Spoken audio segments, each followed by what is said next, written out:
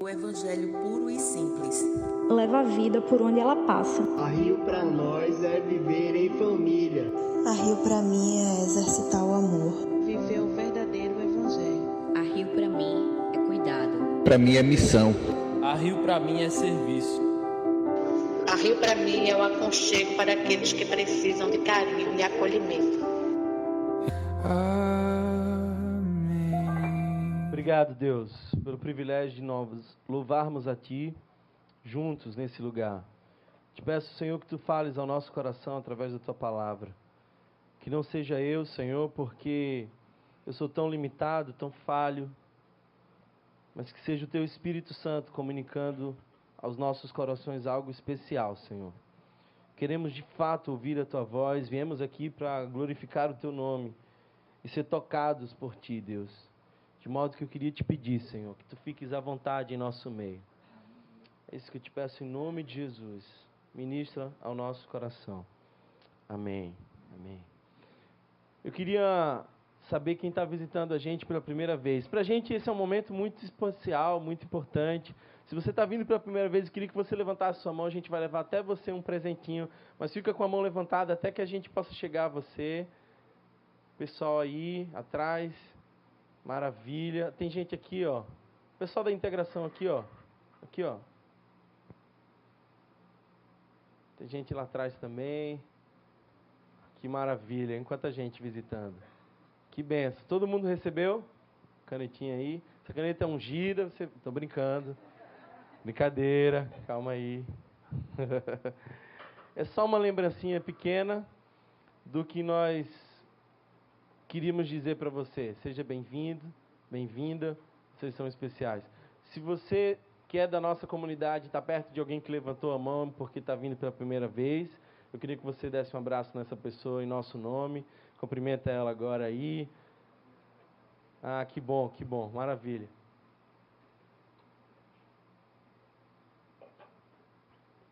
Efésios capítulo 1. Todos nesse momento vamos estudar Efésios capítulo 1.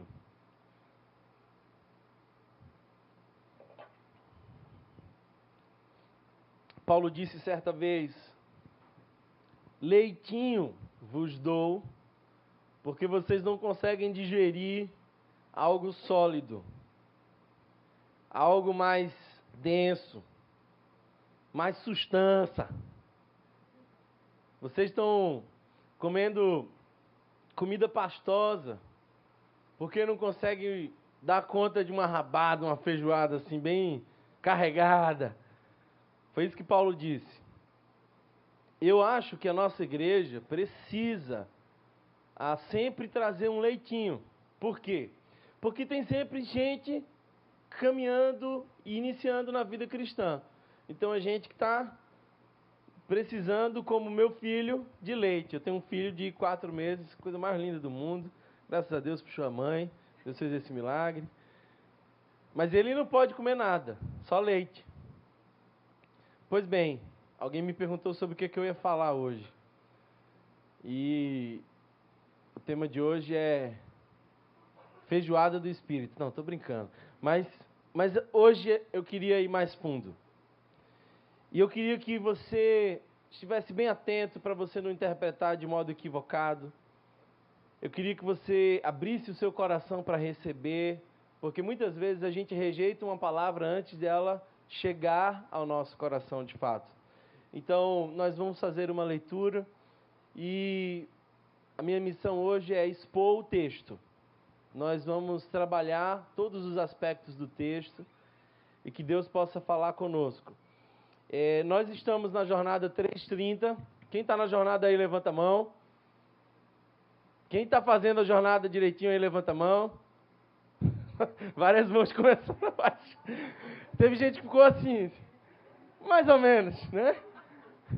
Não nem sim nem não, eu estou aqui meio que mais ou menos. Irmãos, deixe-me explicar para vocês o propósito da jornada 330. A jornada 330 não foi criada para que a gente tivesse um mês legal. A gente não pensou a jornada 330 para que durante esse mês a gente tivesse um bom conteúdo e fôssemos desafiados em vários aspectos. A gente pensou a jornada 330 para que durante um mês, se nós fizermos de fato a jornada 330, nós possamos instalar hábitos ou restaurar hábitos espirituais. Os estudiosos por aí dizem que entre 21 a 30 dias é o necessário para que a gente possa se adaptar e instalar um novo hábito. Então nós temos um mês para de fato colocar na nossa agenda Deus. Por que eu acho que você não deveria pular a leitura ou acumular a leitura para fazer no final de semana, ou dizer assim, depois eu oro os 3 juntos. Vou orar a oração, aí o cara está lá, Senhor, muito obrigado, Senhor, estou acabando agora a oração das 8, agora eu vou começar das 1. Aí Deus continua, Senhor. Não, a nossa ideia na jornada é de que você fazendo sempre essa constância possa te dar a chance de você colocar na sua agenda definitivamente um tempo de intimidade com Deus. Então, o que nós queremos gerar não é apenas um mês de avivamento. Embora isso tenha sido um avivamento, nossa igreja está sendo muito beneficiada com essa jornada. Mas nós queremos crentes fervorosos, crentes que são capazes de se autoalimentar, pessoas que não terceirizam a sua alimentação espiritual. É gente que não precisa ir no domingo para ouvir Deus, porque ouve Deus durante toda a semana. Vocês estão entendendo? Portanto, sejamos constantes na nossa jornada, porque o propósito dela não é voltado para o mês que estamos vivendo. O propósito dela começa quando termina os 30 dias. Amém?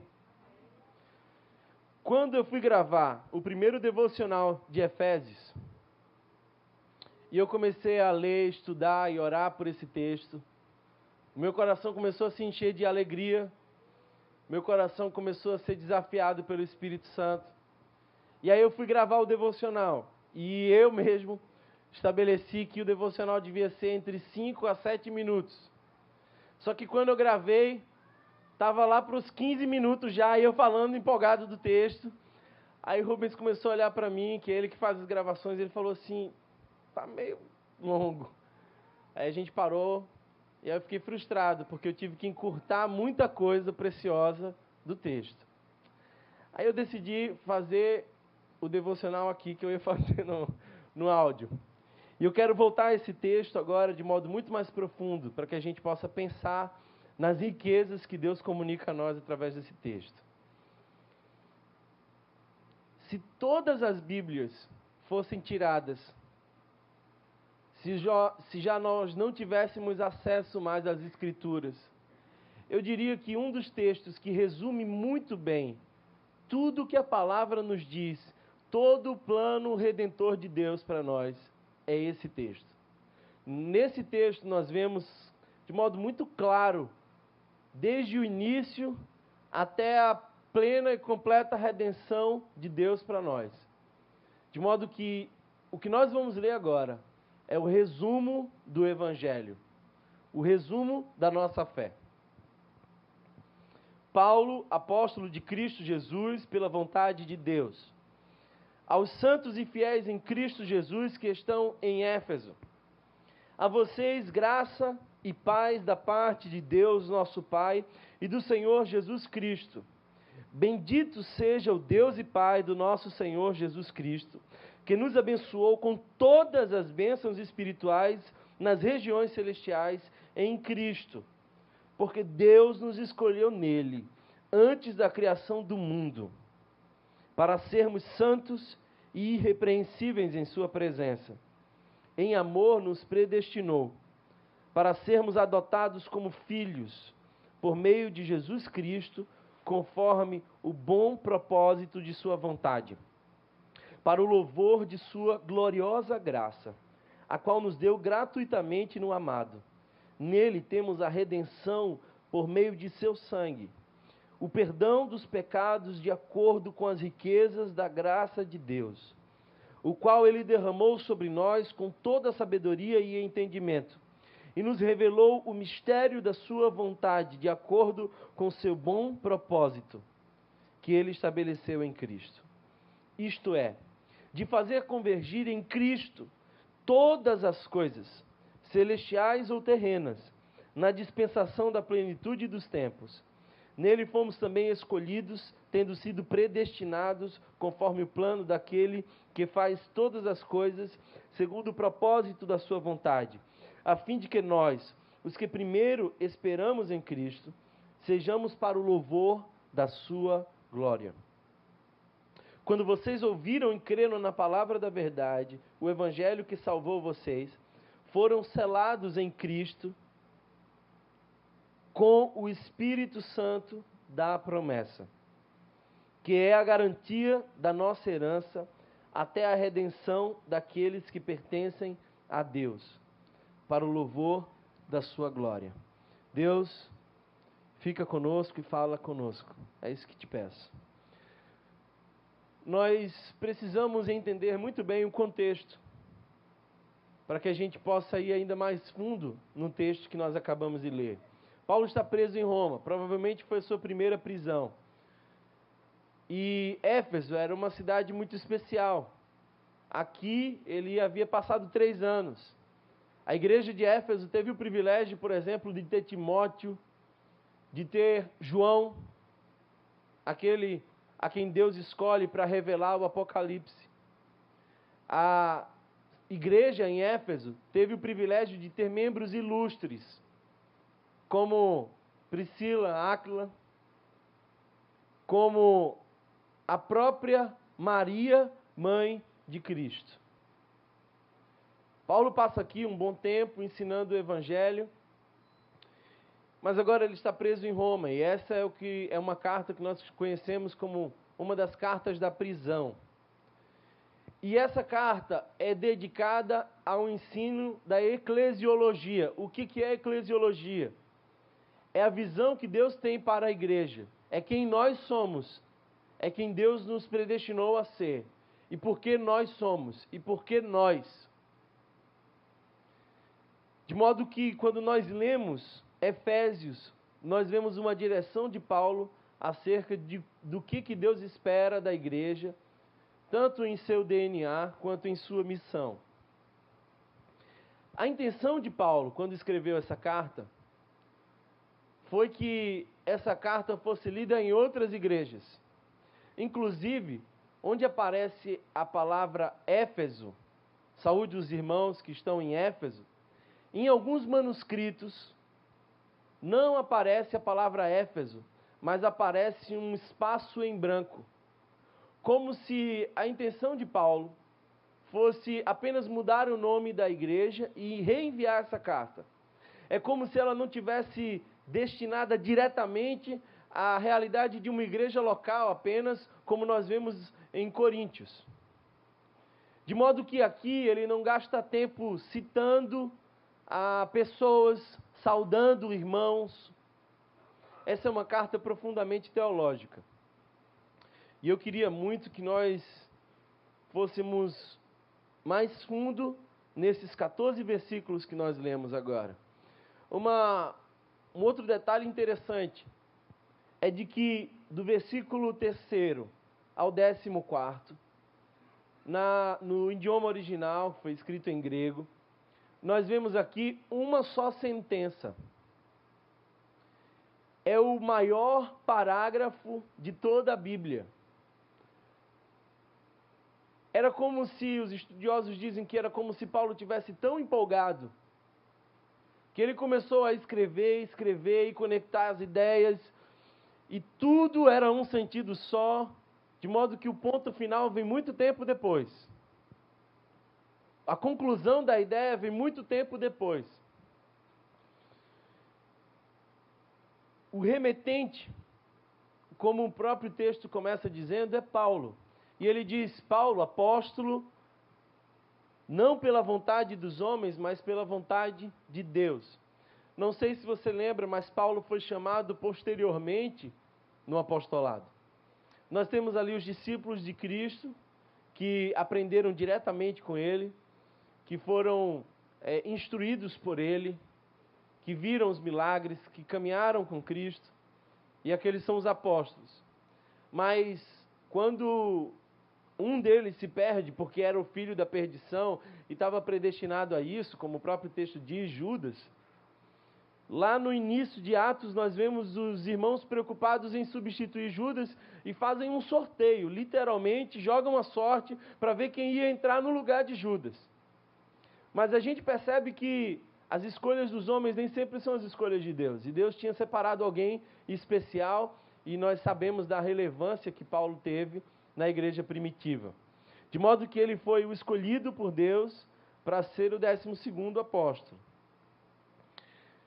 E ele teve muita dificuldade porque muita gente questionava o apostolado dele, então sempre que ele escrevia ele dizia, olha, eu não sou apóstolo por minha vontade, eu não sou apóstolo pela vontade dos demais irmãos, eu sou apóstolo pela vontade de Deus.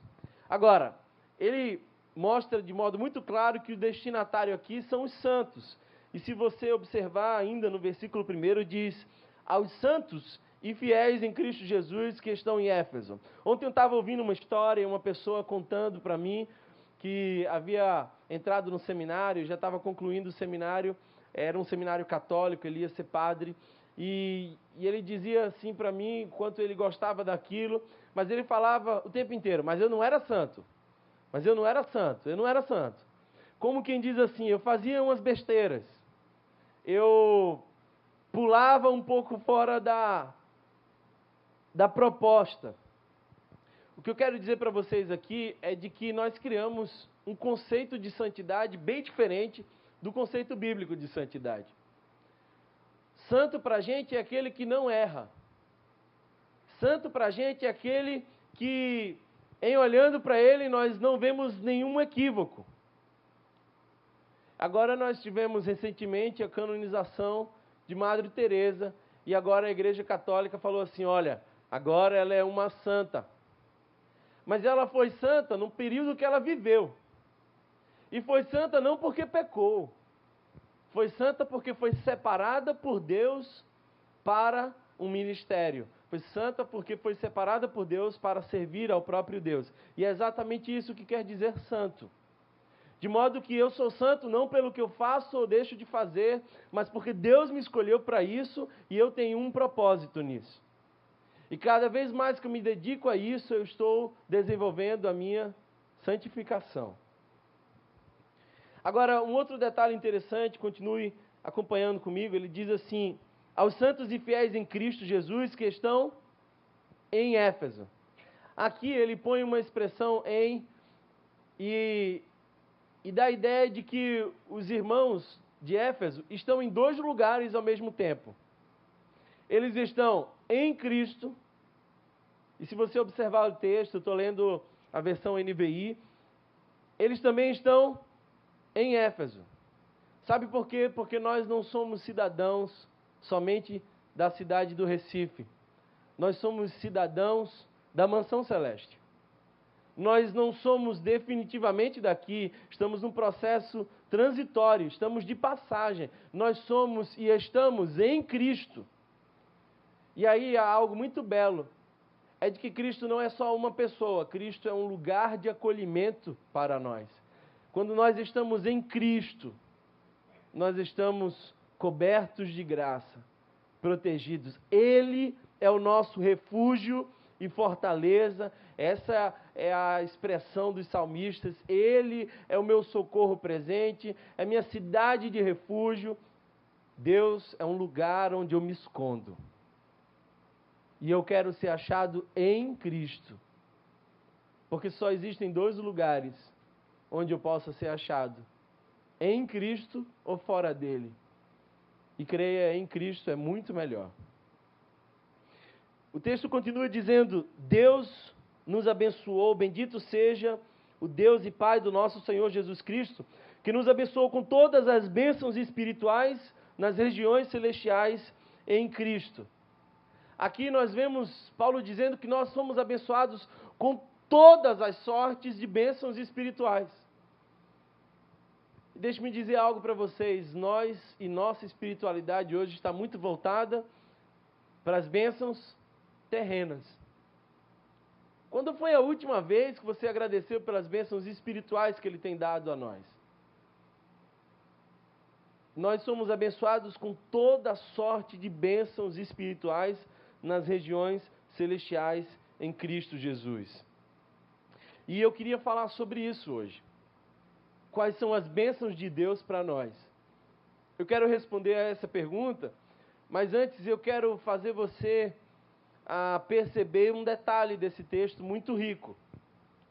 Esse texto aqui não é apenas um parágrafo, é uma canção de adoração. E se você observar, essa canção de adoração tem uma estrutura. Do versículo 3 ao versículo 14, há uma estrutura que permeia toda o parágrafo. No versículo 6, no final do versículo, nós vemos a expressão para o louvor da sua graça. Para o louvor da sua gloriosa graça. Depois, no versículo 12, se você observar um pouco mais adiante, você vai ver que ele diz, para o louvor da sua glória. E se você observar, mantenha a sua Bíblia aberta durante toda a nossa mensagem, no versículo 14 você vai observar, para o louvor da sua glória. Ele repete 3 vezes. É estrofe e refrão. É canção que brota inspirada por Deus no coração de Paulo em adoração a Deus. De modo que ele divide esse texto em 3 momentos. E se nós observarmos um pouco mais, nós vamos ver que esse texto está muito bem intencionalmente dividido. A primeira parte, do versículo 3 ao versículo 6, nós vemos Paulo olhando para a eternidade e vendo as bênçãos que o Deus Pai ministrou a nós. Quando nós olhamos do versículo 7 ao 12, nós vemos Paulo olhando para a história e identificando as bênçãos que o Deus Filho ministrou a nós. E dos versículos 13 ao 14, nós vemos Paulo olhando para hoje e para a eternidade e percebendo as bênçãos que o Espírito Santo ministra a nós. De modo que aqui nós vemos a estrutura perfeita de Paulo em dizer das bênçãos que Deus fez conosco, através do Deus Pai, Filho e Espírito Santo.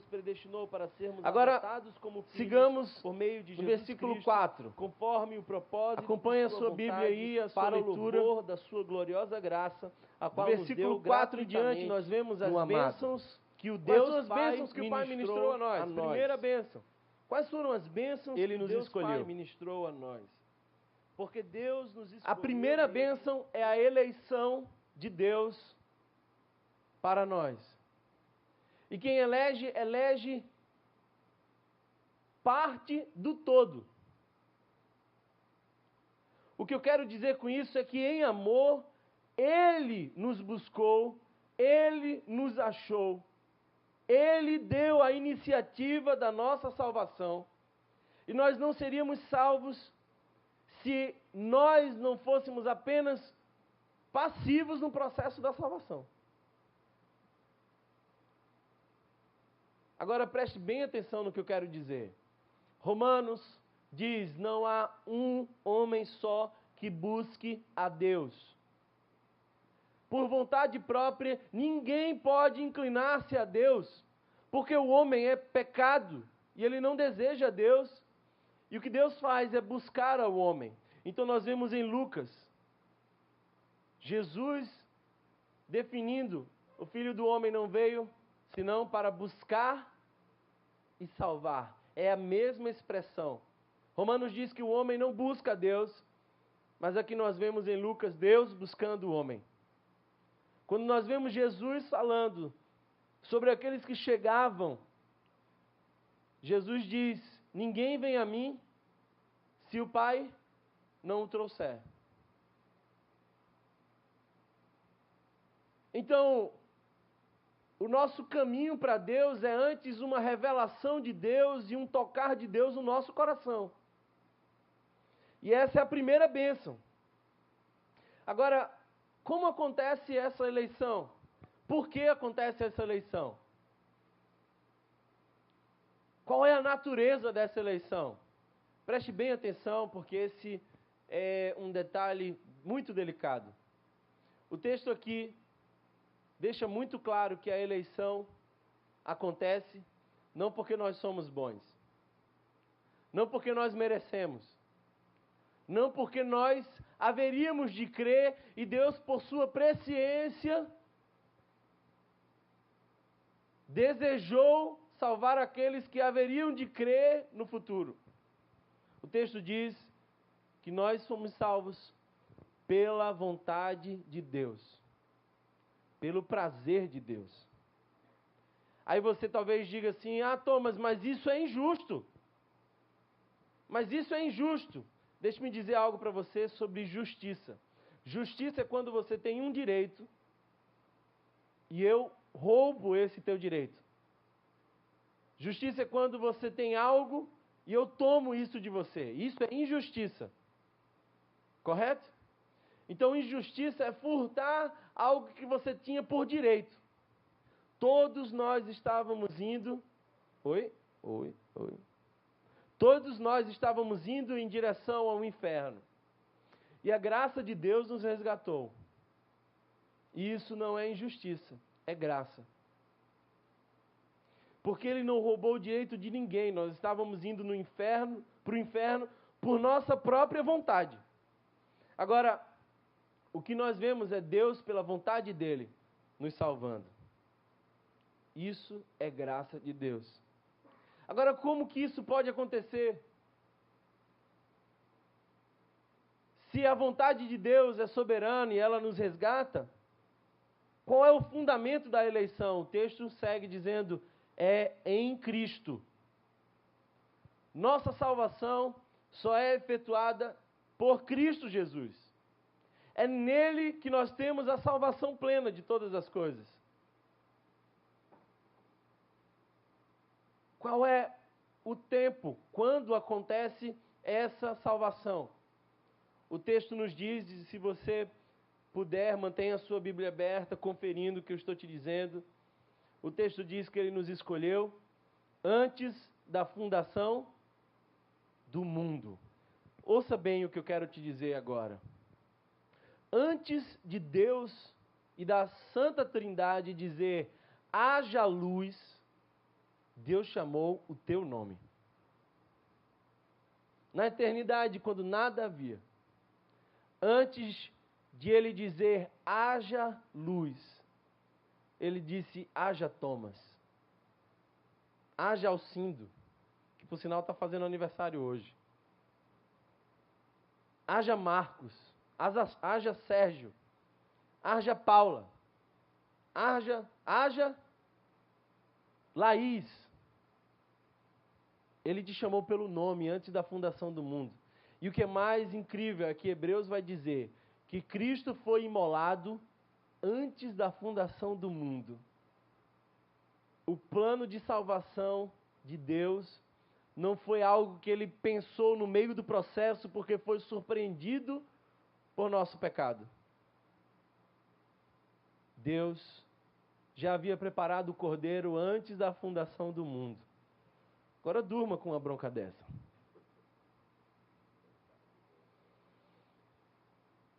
Agora, qual o propósito de Ele nos ter escolhido? Qual é o propósito de Deus nos ter escolhido? O propósito de Deus nos ter escolhido também está no texto. Observe, porque Ele diz: para sermos santos e irrepreensíveis em amor. Todo aquele que é eleito é santo. Não há um que se perca do propósito de Deus. E o propósito de Deus é nós sermos santos nele. A doutrina da eleição não é motivo de orgulho nenhum, porque nós não sabemos absolutamente nada dos critérios de Deus. O que nós sabemos é que Ele não escolheu pelas virtudes que habitavam em nós. Pelo contrário, foi por sua vontade e graça. Isso nos faz ainda mais humildes na presença de Deus. Agora, uma segunda bênção que Deus traz a nós é a bênção da adoção. Segunda bênção do Deus Pai. Está no versículo 5. Se você observar comigo, diz que Ele nos adotou. Ele nos adotou. Em amor nos predestinou para sermos adotados como filhos. Temos a herança de Deus, o nome de Deus. Somos filhos de Deus, porque Ele nos adotou. Há uma expressão muito comum, e você já deve ter dito isso, eu também, muitas vezes. Todos nós somos filhos de Deus. Todos nós somos criaturas de Deus. Filhos de Deus somos por adoção daqueles que creram. Então nós somos adotados por Deus. Agora eu não sei se você sabe o que é adoção. Mas adoção é o precioso ato de abrir-se para alguém e dar o seu nome, dar a sua família e todos os privilégios de filho pela graça. Um ser que foi adotado não faz nada para ser adotado. Ele simplesmente é adotado e torna-se filho, não pelo que ele pode fazer, mas por quem adotou que quis fazer. De modo que nós somos filhos adotados por Deus. Não anima o seu coração você saber que você é co-herdeiro com Cristo?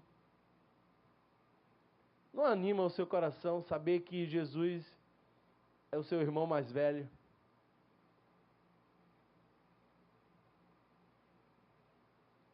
Essas são as bênçãos que o Pai ministrou a nós.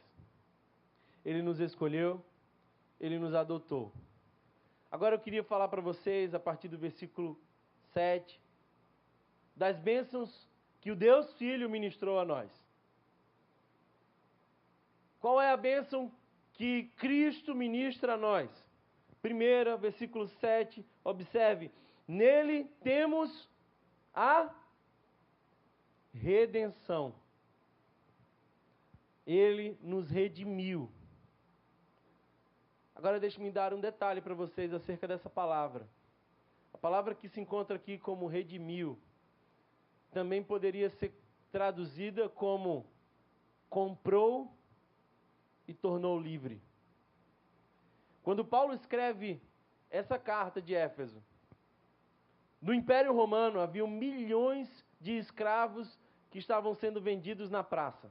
E se você tivesse condição, você podia comprar um escravo na praça, e havia milhares deles, e tirá-lo dos grilhões, olhar para ele e dizer, de hoje por diante, está aqui o recibo, você é um homem, uma mulher livre.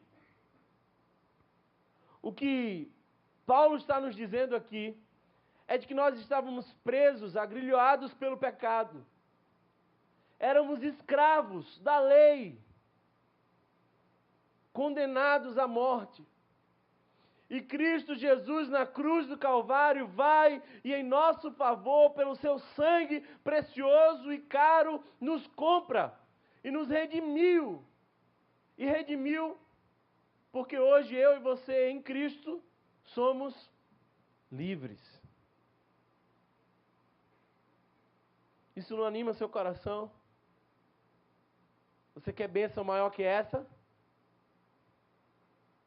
Será que vocês estão entendendo o que eu estou dizendo? Porque vocês estão tão silenciosos aí. Garanto que se fosse um pregador pentecostal prometendo todas as bênçãos terrenas, talvez esse auditório estivesse mais feliz e empolgado. O que pode empolgar mais a gente do que saber que nós éramos escravos, presos no pecado? E Cristo na cruz do Calvário subiu no madeiro em nosso lugar, se humilhou, Porque Filipenses diz que mesmo sendo Deus, não usurpou ser igual a Deus, antes humilhou-se em forma humana, assumiu forma de servo e morreu por nós. Só que antes de morrer, ele traz uma expressão que em grego é tetelestai, que quer dizer está pago. Quando Jesus olha para a humanidade e grita, com um dos seus últimos suspiros de vida, está pago, ele lembrava de você e de mim, e ouvia as correntes caindo no chão, e dizia, agora vocês estão livres. Fomos libertos. Ele nos redimiu. Isso é a bênção que o Filho nos dá. Não só isso. Versículo 7 também continua dizendo o seguinte: nele temos a redenção por meio do seu sangue, o perdão dos pecados. Porque não bastava só libertar, era preciso zerar a dívida. Deixa-me fazer uma pergunta para você. Você já parou para pensar por que Deus, já que é tão bondoso e tão amoroso, por que Deus não levantou do seu trono e falou para a gente assim, gente, tá bom, vocês erraram, é verdade, mas eu sou bom. E eu vou fingir que eu não vi nada disso. Finge que não aconteceu. Vamos recomeçar. Tá bom, esquece aquele capítulo. Vamos fazer uma nova história. Por que Deus não faz isso? Porque isso sim seria injustiça. Deus não pode negar-se a si mesmo, ignorando os nossos débitos, os nossos pecados. Portanto, Cristo vai e assume a nossa dívida, absorve a nossa culpa. E é por isso que quando Ele olha para os céus, Ele se sente abandonado. Você lembra do Salmo 13, que nós lemos no início do culto? Até quando, Senhor, clamarei eu e Tu não me escutarás?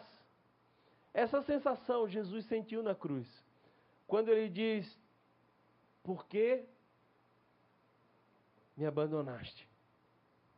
É porque em Cristo, naquele exato momento, estavam os pecados de toda a humanidade. E a justiça de Deus foi feita. E Cristo pagou por todos os nossos pecados. E nele temos o perdão e a graça. Amém, irmãos? Nós éramos pecadores perdidos, caminhando em direção ao inferno. Mas Deus nos amou tanto, que deu o seu Filho unigênito, para que todo aquele que nele crê não pereça, mas tenha vida eterna. Maravilhosa graça que nos alcançou. Não há mensagem mais profunda, libertadora e animadora do que essa. Quando nós falamos das boas novas, nós estamos falando dessa mensagem. Quando a gente canta, sim, eu amo a mensagem da cruz, nós estamos cantando e dizendo amar essa mensagem. Porque na cruz, Ele pagou o nosso preço e perdoou os nossos pecados. Mas não somente isso, observe o versículo 9. E nos revelou o mistério da sua vontade, de acordo com o seu bom propósito que Ele estabeleceu em Cristo. Isto é, de fazer convergir em Cristo todas as coisas, celestiais ou terrenas, na dispensação da plenitude dos tempos. Cristo é o imã cósmico, onde tudo é atraído para Ele, porque nele, por Ele e para Ele são todas as coisas, e sem Ele, nada do que foi feito se fez, porque Ele é o Verbo, e o Verbo se fez carne, habitou entre nós, cheio de glória e de verdade. Vimos a glória do unigênito do Pai.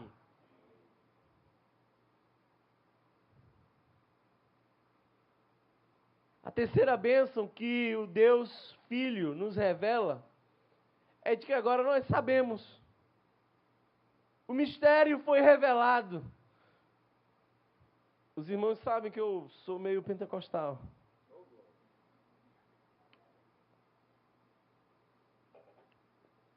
O pessoal disse que ficou surpreso comigo, porque na vigília que nós fizemos na última terça-feira, por sinal, foi uma bênção.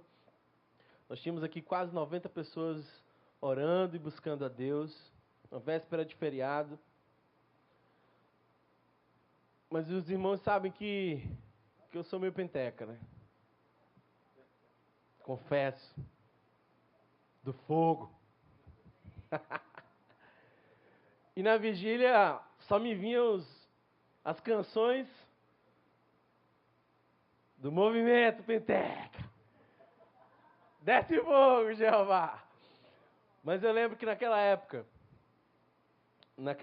quando eu frequentava uma igreja assim mais, eu não diria fervorosa, eu diria um pouquinho mais barulhenta,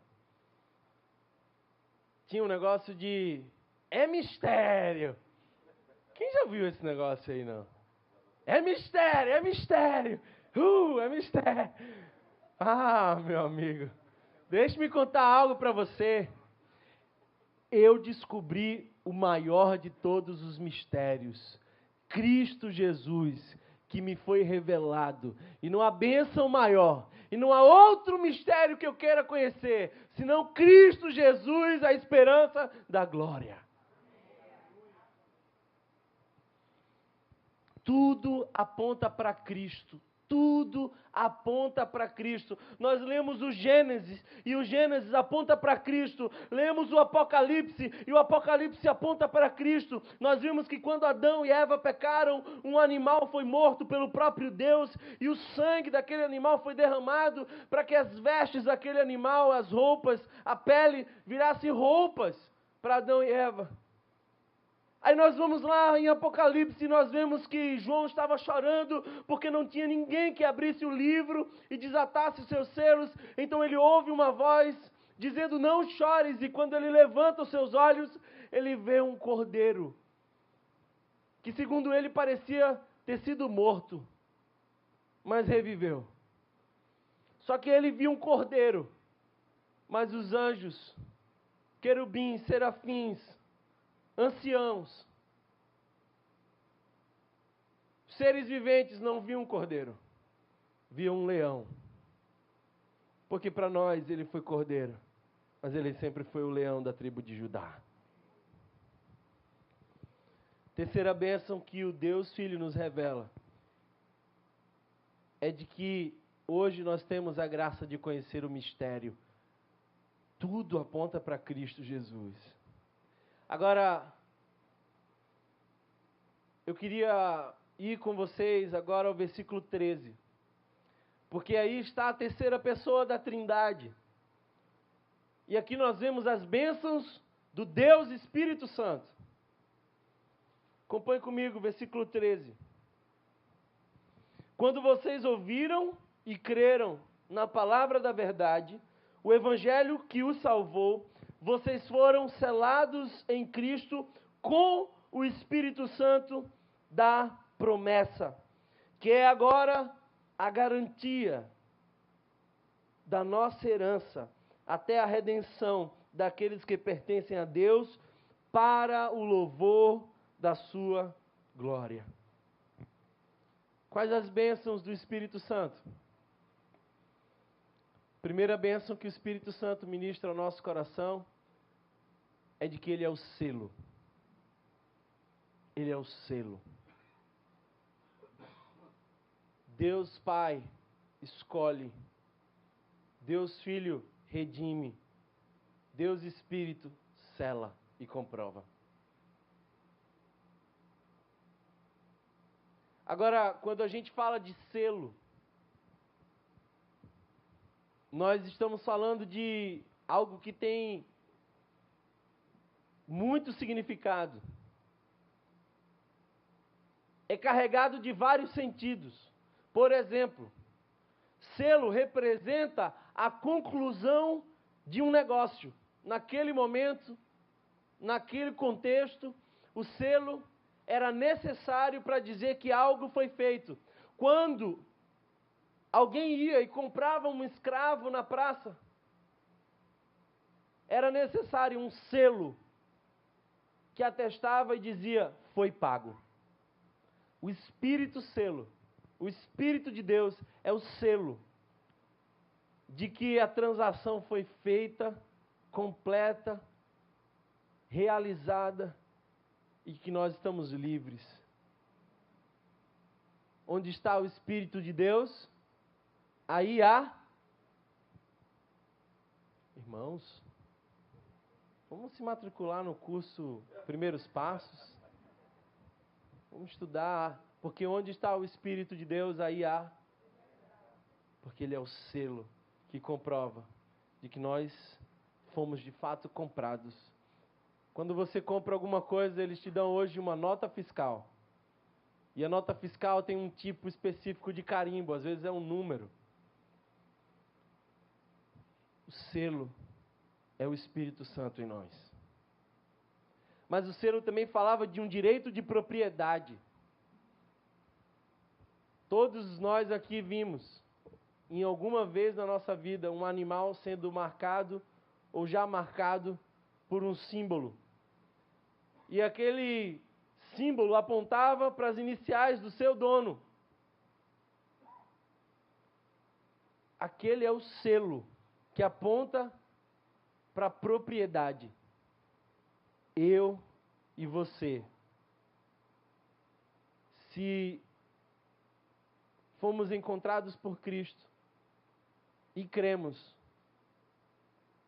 eu e você somos propriedade exclusiva de Deus. Certa vez uma pessoa me perguntou assim, Thomas, um crente pode ficar possesso? Um demônio pode entrar e possuir? A palavra me garante que não. Porque Satanás não entra na propriedade exclusiva de Deus. Eu e você fomos selados. Quando Satanás olha para nós, ele vê um selo inviolável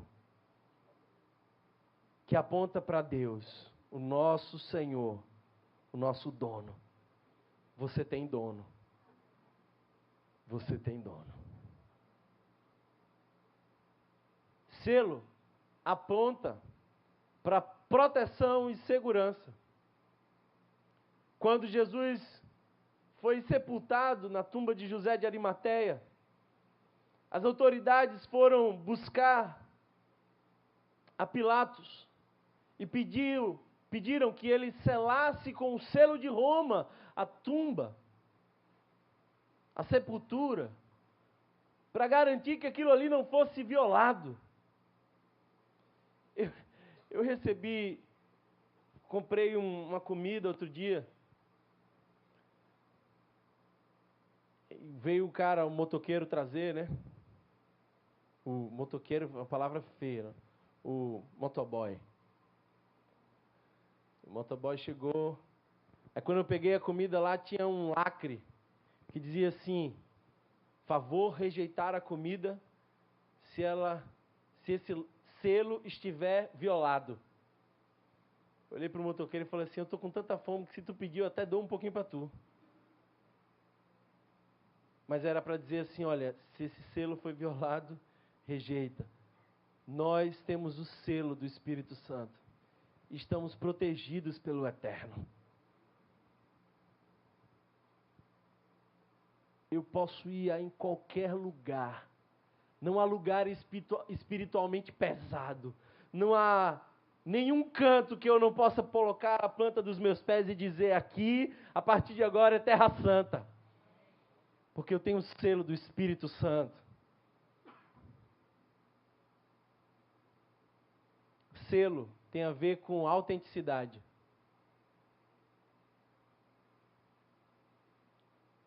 Nós temos vários documentos porque somos Igreja Rio, que é isso que está sentado aqui agora, várias pessoas ouvindo essa mensagem. Hoje à noite nós vamos ter outras pessoas ouvindo essa mesma mensagem. E isso é a Igreja Rio.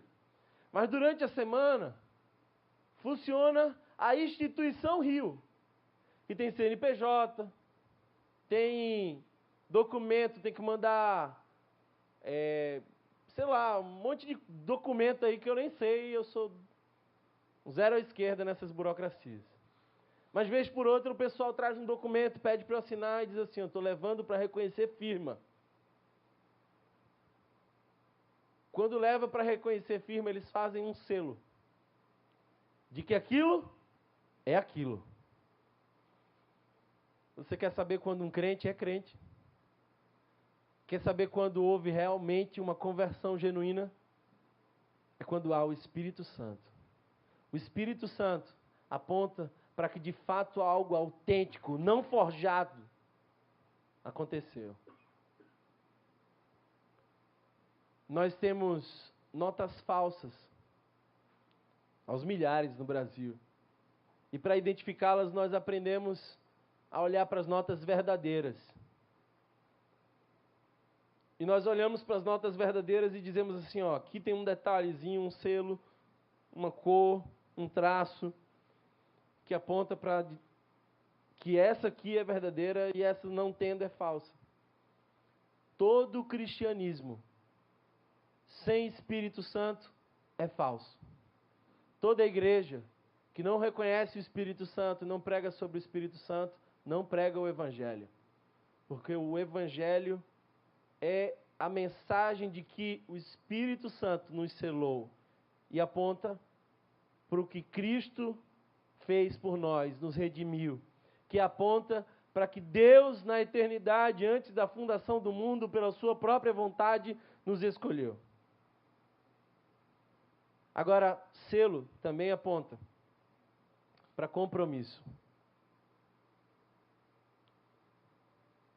Ontem nós tivemos um casamento aqui, por isso que essas flores, a gente não é tão delicado assim não.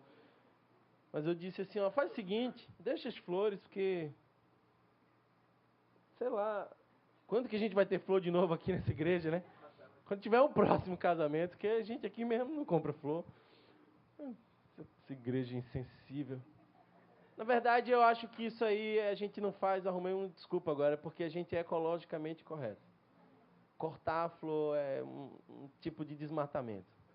A gente não faz isso, deixa elas no canto delas. E nós tivemos um casamento aqui, eu falei tudo isso só para dizer que teve um casamento. E teve o momento das alianças, aí entra as alianças, geralmente com uma criança, uma música de fundo. Aquele anel que nós chamamos de aliança só é aliança quando está na mão, no dedo correto e carrega o símbolo correto. Se eu tirar a minha aliança, vai ser só um anel. O Espírito Santo aponta de que nós temos um compromisso. Nós temos um compromisso. Por sinal, se você seguir um pouco mais a leitura, e essa é a segunda bênção do Espírito Santo. Seguindo a leitura, versículo 14 diz, o Espírito Santo, que é a garantia.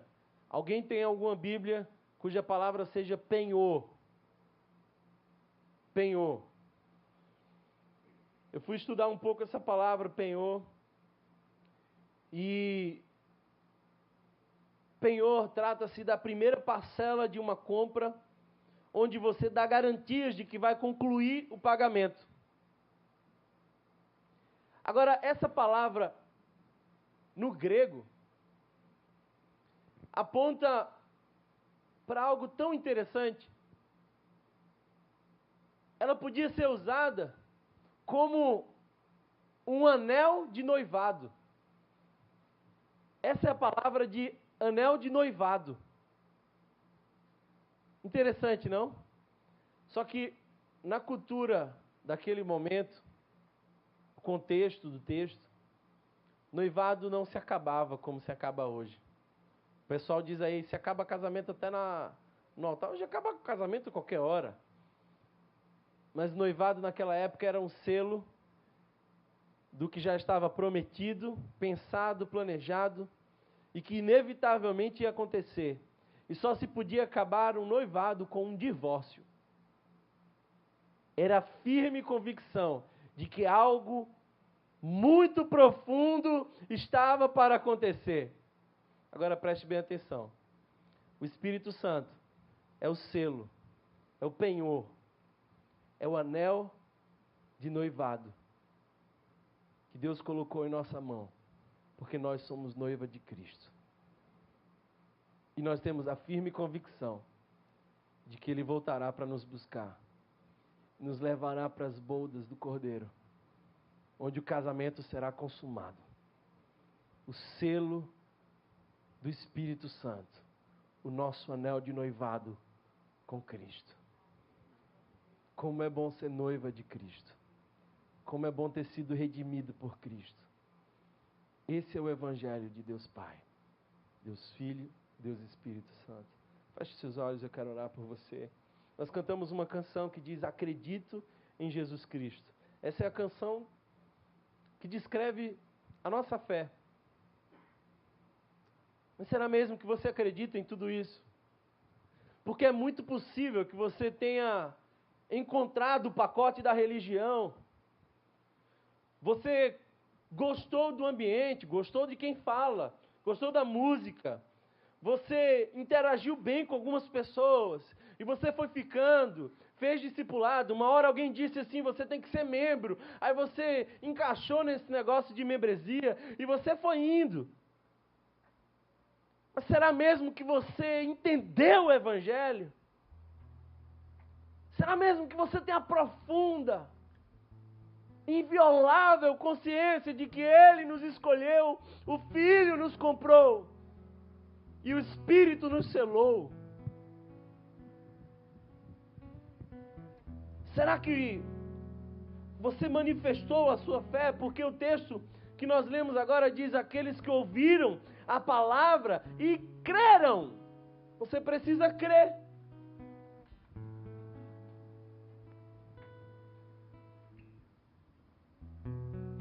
Você já manifestou a sua fé, dizendo: eu creio em Jesus Cristo, eu creio nesse Evangelho, eu creio de que em mim não havia nada que pudesse atrair os olhos de Deus, mas Deus, por sua graça, me resgatou do império das trevas e me transportou para o reino do Filho do seu amor, e nele eu sou livre. Aleluia! Essa é a mensagem do Evangelho. Essa é a graça de Deus revelada a nós.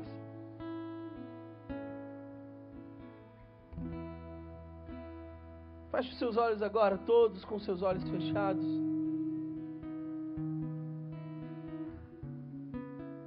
Talvez você já frequente igreja, ou também nem goste de igreja, pouco importa. A gente não está oferecendo religião, porque eu nem acredito nisso. Porque religião é a estrutura que o homem montou para de alguma forma chegar até Deus. O Evangelho é o plano de Deus para chegar até o homem.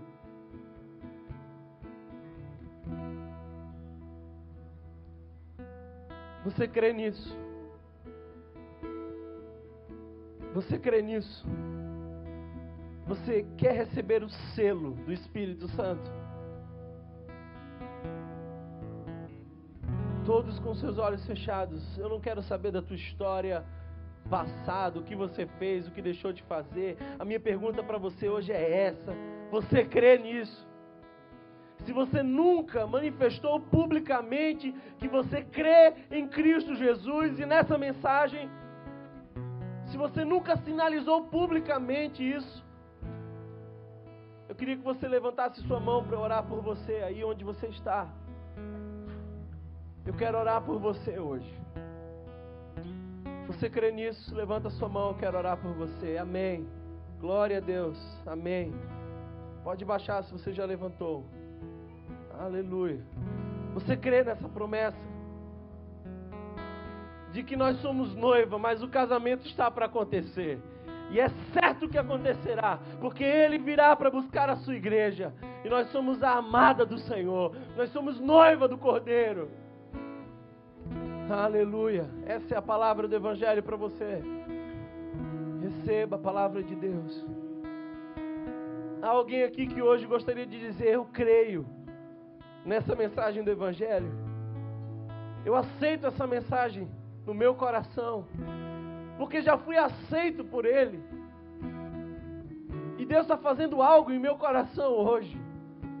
E tudo que eu posso fazer é admitir. Levanta sua mão, eu quero orar por você. Amém, glória a Deus, glória a Deus. Pode baixar sua mão. Já te vi, minha irmã. Louvado seja Deus pela vida.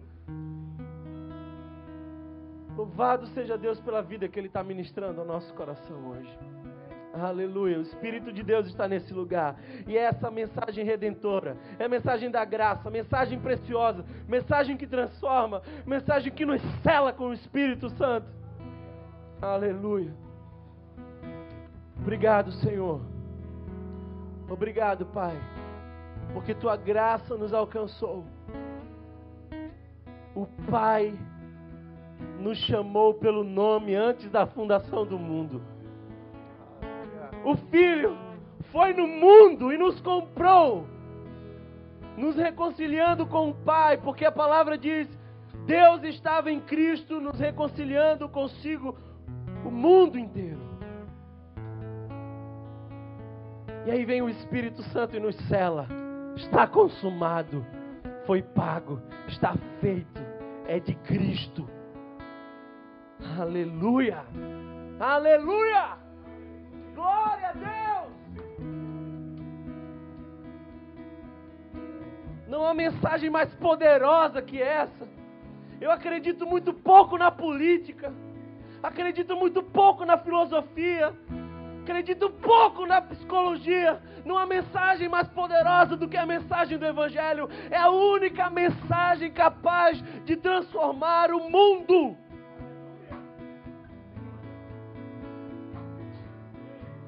Obrigado, Senhor, por essa manhã preciosa, pela Tua palavra. Obrigado por aquecer os nossos corações. Obrigado por nos revelar o mistério. Mistério revelado. Tudo converge, tudo aponta para Cristo Jesus. Aleluia, aleluia. Obrigado, Senhor. Você que tomou uma decisão nessa manhã de crer, ore no íntimo com Deus a seguinte oração: Pai, eu te agradeço por tudo que Tu tens feito e por ter me revelado o plano de salvação. Hoje eu confesso crer nessa mensagem que me liberta e te peço, sela-me com o Espírito Santo e me leva, Senhor, a uma nova vida. Já não mais escravos, livres em Cristo Jesus. Obrigado, Senhor. Obrigado, Senhor. Se você tomou uma decisão hoje e gostaria de compartilhar isso, procure uma das pessoas que está com o colete verde. Converse com essa pessoa, abra o seu coração para ela. Diga para ela: olha, hoje eu tomei uma decisão de seguir a Cristo Jesus, de viver uma nova vida. Eu quero algo que preencha o meu coração. Aleluia. Se você crê em Jesus, toda a igreja, eu queria que você cantasse essa canção agora, com toda a força da sua alma. Junte-se aos anjos louvando ao Senhor, porque para a glória de Deus é que fomos feitos. Tudo é por Ele e para Ele. Louve ao Senhor agora. Fique de pé e louve ao Senhor. Nesses dias de desespero,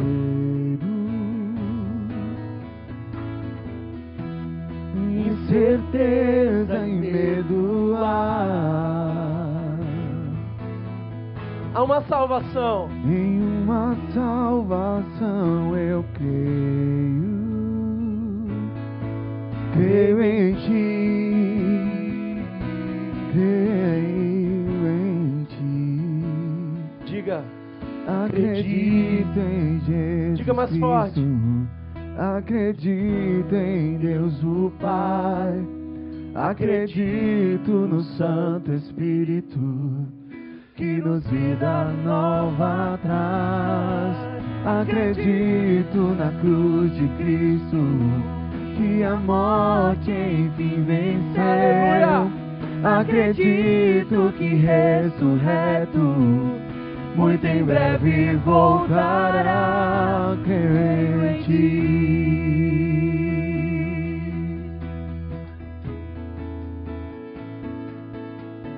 Que nossa fé não seja hinos,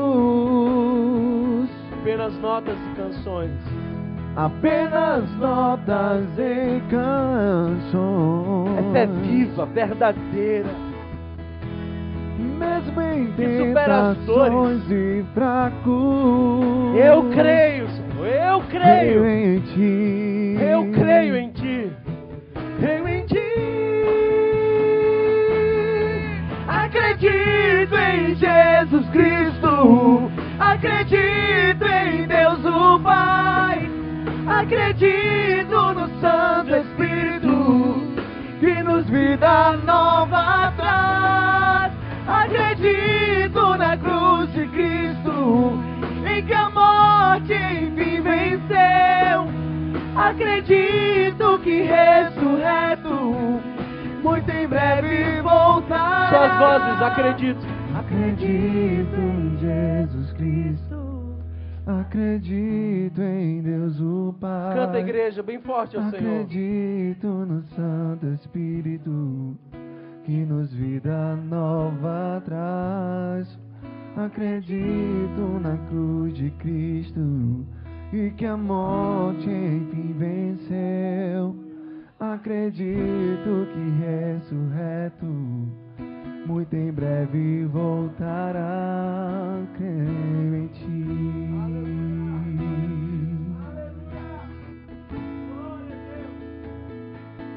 Te adoramos, Senhor. Te adoramos, Pai. Para a Tua glória é que fomos feitos. Cremos na Tua mensagem, Senhor. Sim, amamos a mensagem da cruz. Renova os nossos corações. Restaura a alegria da nossa salvação. E nos faz o povo mais feliz da terra, porque em Ti nós temos motivo para isso. Nos leva agora, Senhor, em paz para nossa casa. Que essa, Senhor, seja uma tarde de bênçãos, de colocar-se diante de Ti em oração e Te buscar. E que sejamos salvos para uma nova vida de santidade. É isso que nós te pedimos, Pai, em nome de Jesus. E que o amor de Deus, o nosso eterno Pai, a graça revelada no Filho Jesus, que nos alcançou através do seu sangue, e a consolação do Divino Espírito Santo estejam conosco desde agora e para todos sempre. Acredito em Jesus Cristo.